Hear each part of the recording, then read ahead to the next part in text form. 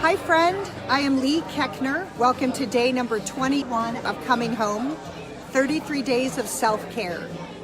If you would please join me for 3 grounding breaths before we get started. If you'd uncross your legs, put your hands on your lap. I'm gonna put mine up to receive on my lap. Close your eyes, and if you breathe in through your nose, hold it, and out through your mouth. In through your nose, and out through your mouth. And one more time, in through your nose, and out through your mouth. Thank you. So today is the wrap up of becoming your new best friend. And then tomorrow we're going to start the section self-care practices, actual things that you can do each day. So when we're done, you have a game plan in place, already started, to work with, to carry on, to continue practicing self-care, the best care we can give while we're on this planet. Self-care is literally be the change that you want to see in the world. That's what Gandhi was talking about. When you are here and when this is good inside of your body, when it is heard and loved and healed and strong and connected, then what we see in the world will be so as well. It's so powerful, and it's something that you can do for free in your own home or at a restaurant like I am right now. Okay, so today's the wrap up. We're going to wrap up and kind of revisit or talk a little bit about what we've already gone over for becoming your new best friend. The first thing that we spoke about was self-acceptance. Realizing that we are flawed and fabulous, which means we're human and deeply connected to all that is and to one another. And that the more that we can embrace all of us, even the quirky stuff, the stuff that's embarrassing, when I interrupt people, when I'm forgetful, when I can't remember a name, that's all a part of the mix of who I am. And I think, hi, will you have a nice face? Can I show your face? Sure. No? You want to see it on here? I do, thank you. You have a nice face. What's your name? Stephen, what's your name? Stephen, I'm Lee. Hello, Lee. Nice What are you to doing meet you. here? I'm doing a little live video talking about self-care and coming home to yourself. I'm going to post it on the Facebook. Yeah. Are you on Facebook?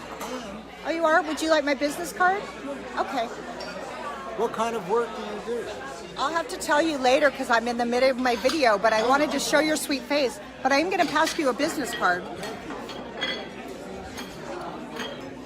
I might have just made a new friend or maybe a new possible date. My husband's still out of town. Okay, so I'll get back to it. So self-acceptance, accepting all of you, is imperative to self-love. Your fat thighs, your thin hair, your crooked teeth, your messed up knee, all of it works together to make you exactly who you are, which is freaking awesome. So accept all of you. That's all I'm saying. You are worthy, damn it. You are worthy just because you are on the planet. You are worthy because you're breathing. You don't have to do a damn thing to be worthy. You don't have to lose the weight or get a job or get a credential or get a husband or have a happy marriage.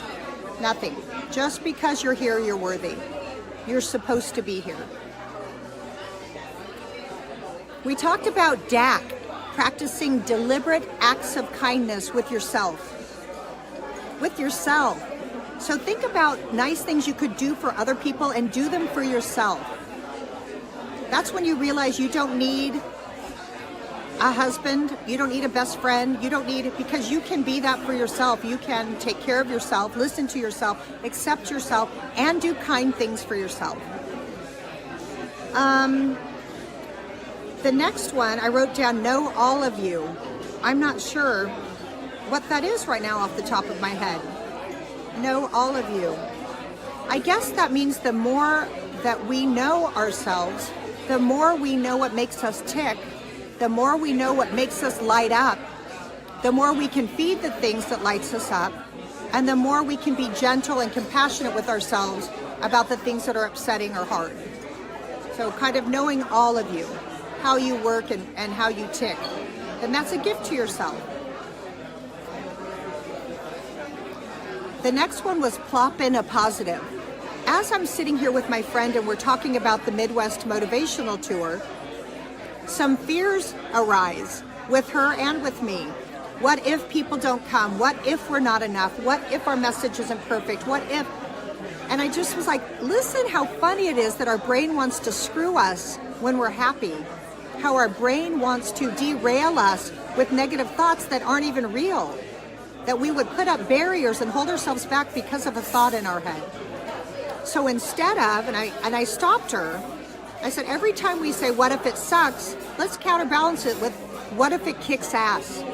What if we have to find bigger venues?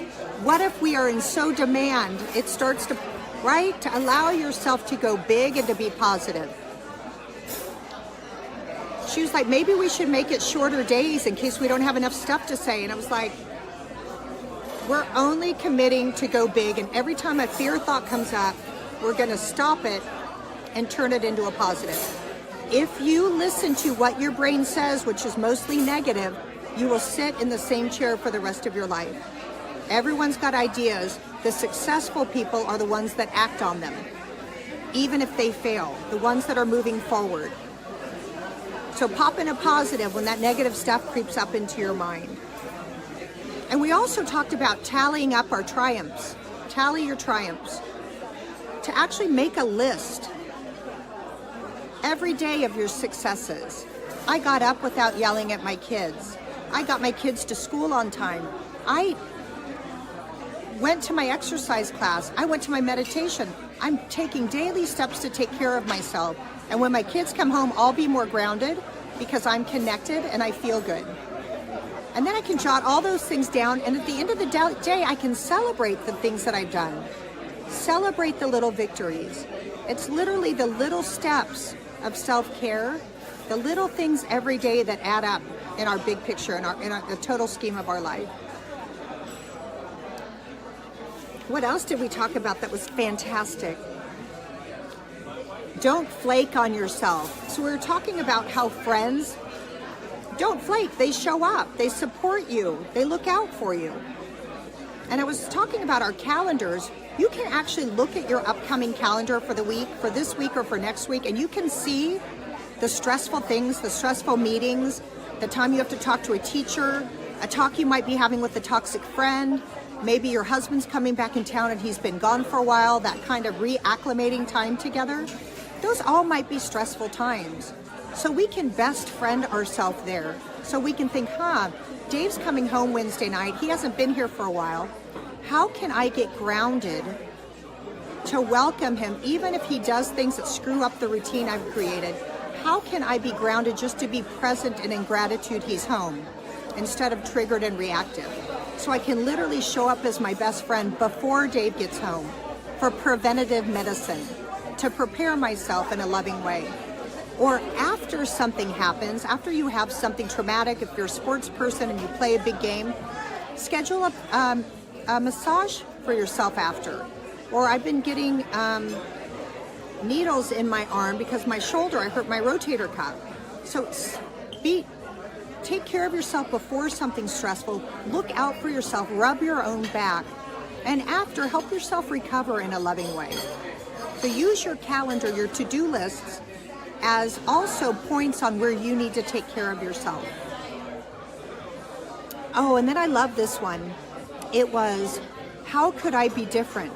How could I have been more today? So at the end of your day, look back. Wow, I could have been nicer to the waiter when I was in a hurry. I could have let that person in on the freeway. And then you can replay how it would look if you did it the way that you would like. Because then you're creating a blueprint in your brain that will be available to you next time that situation arises. So we can create blueprints for the life that we want to lead as we examine what we don't like about what we've done. So it's empowering instead of just being a victim of our circumstance and always being mad at the waiter. make a new choice, build the blueprint, and move forward in a more powerful way. And then yesterday we did this one. What would your older self, 99 years old, tell your younger self? And boy, that one was so much fun to allow yourself to think, where do I want to be when I'm 99? Some people might say 6 feet under because that seems like that's getting up there. But if you live to 99, how do you want your body to look? What are you wearing? Where are you living? Who's around you? Let that version of you, a happy, successful version, come back and give you some words of wisdom how to get there. All right, you guys, this wraps up our section on becoming your new best friend. And here's what else I like. I read these things that people said, what do you like best about your best friend? People said, my best friend is a guy, and what I like most about him is that he accepts me for who I am, and he's very supportive. Another girl said, I like my best friend's forgiveness after every wrong deed. So we can start having patience with ourselves. We can start, he likes accepting ourselves. We can start doing the things we admire in our best friend for ourselves. Our relationship with ourselves is the most important one we will have on this planet. And then I wrote patience, craziness, unconditional love, never judges, comforts me. Those are all things our best friends do that we can do for ourselves. Younger you can love those old places that hurt. When you go down and visit younger you, you can heal those old places that hurt inside of you. We no longer need our parents to fix that. We can. We no longer need our best friend to have patience, comfort, or to show no judgment on us. We can do that for ourselves as well. Be gentle with yourselves, guys. Be gentle with you. My quote, I have not written one, so maybe I'll make one up. Today has your name written all over it. I don't know if that applies to... Yeah, it does, because it's an affirmation. It's an affirmation. Today, this day has your name written all over it. Give yourself the freedom to live it to its fullest. All right.